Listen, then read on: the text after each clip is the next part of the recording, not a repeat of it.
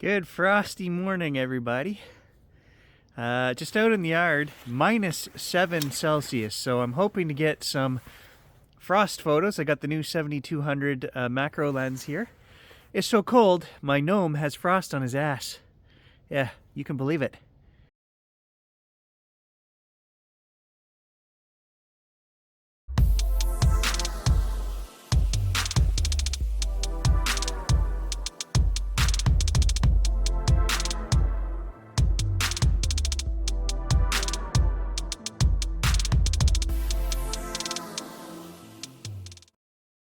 I always love these leaf patterns that you get on windows and things on cold mornings like this.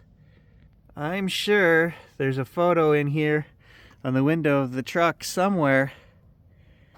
It's beautiful and frosty.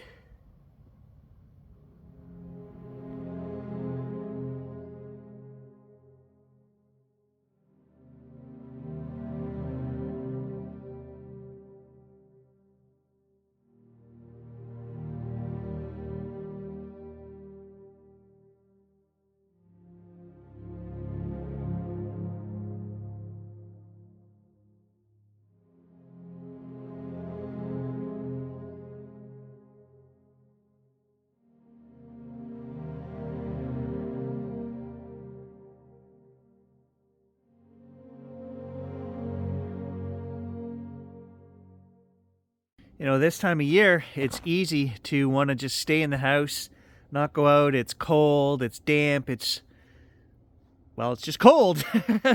That's a good enough reason right there.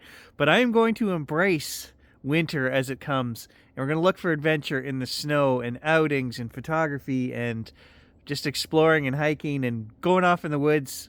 You know, the snowmobile was running better than it ever has last year, the Arctic Cat. I only got to use it one day because we didn't get any snow last year. So it was the weirdest winter that we've had in 48 years of my life up here.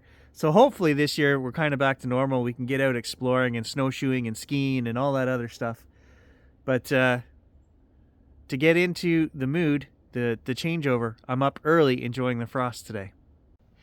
Got some nice frosty leaves behind us, and I really can't state enough how much of a game changer this 7200 lens is because it does macro.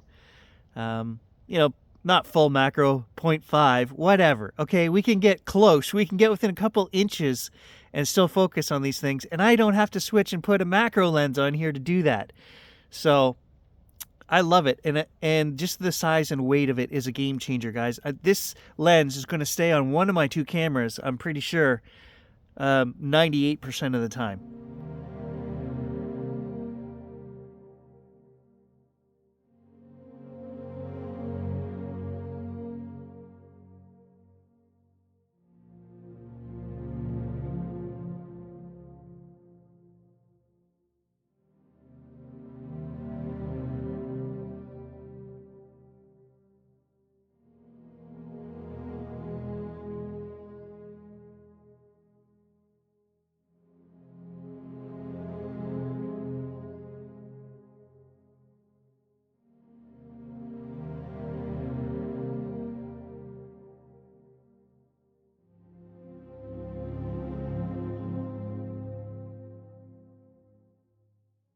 Morning sun coming up behind, leading to some beautiful opportunities here on these guys, covered in little ice crystals. All kinds of things to shoot if you look close enough. Oh, the old log pile. It's nice and frosty this morning too. I'm just down here in the wood pile, taking a photo of this right here. And squirrel, red squirrel, must have a nest here somewhere because he was coming out of down here and then he popped up over there. I must have woke him up. Hey, buddy. Good morning. You got frosty nuts this morning? I bet you do.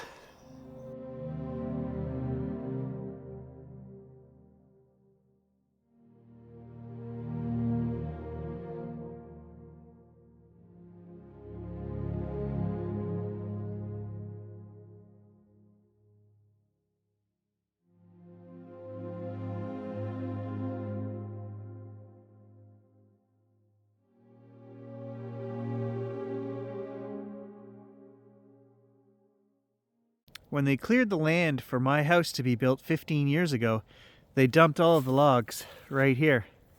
And I cut off of that when I moved in here.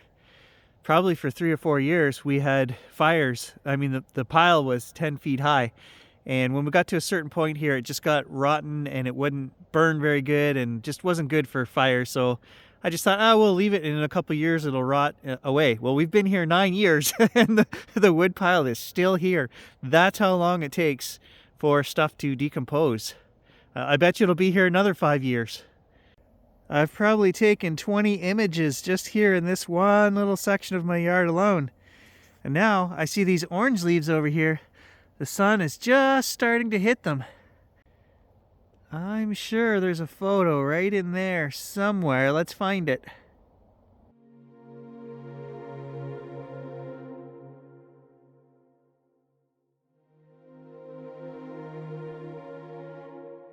I did a video on it before, guys, but the same rules apply when shooting macro with this lens.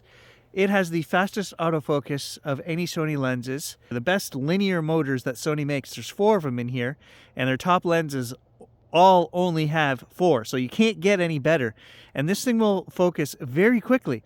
But what I'm finding is that in the macro mode, when you're very close to your subject, you've got to take the picture as soon as it locks, as soon as it gets focus when you're close up, because you're moving, the camera is moving all the time, so it locks focus, and it's such a shallow depth of field that you move a millimeter and what you had in focus is no longer in focus. So there's a couple ways you can combat that, is take the picture very quickly, or secondly, I have a button here on the back that makes the camera go into manual focus mode.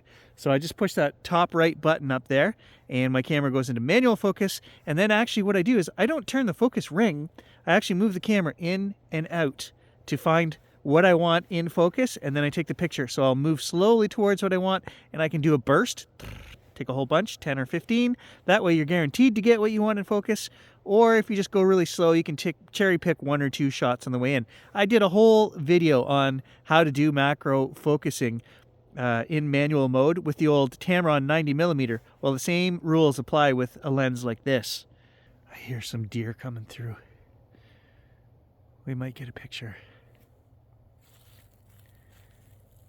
if I'm quiet.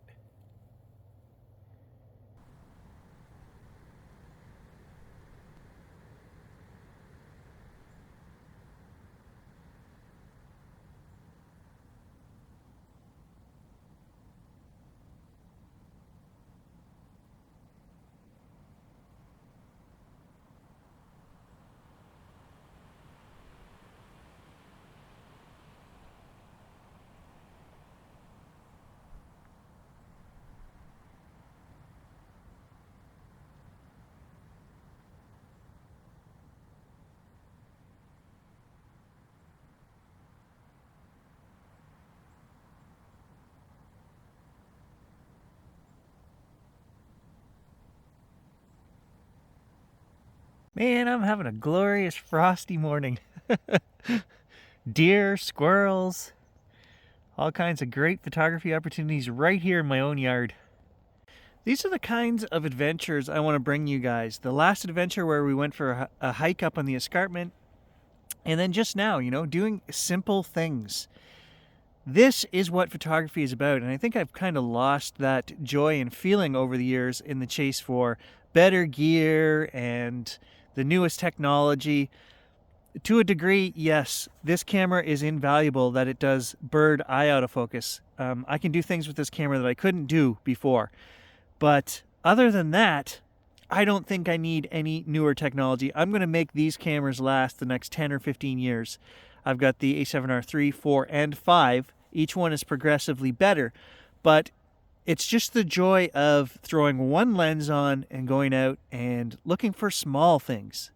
That's what I enjoy doing, making an adventure out of the simple things and getting great photos while I'm doing it.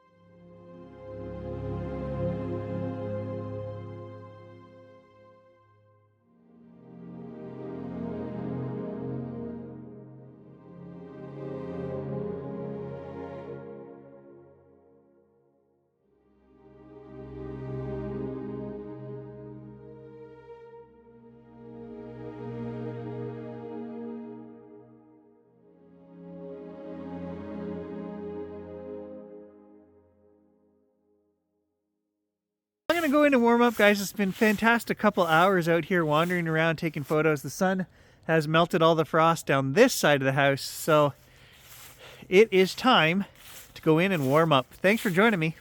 Catch you guys in the next adventure.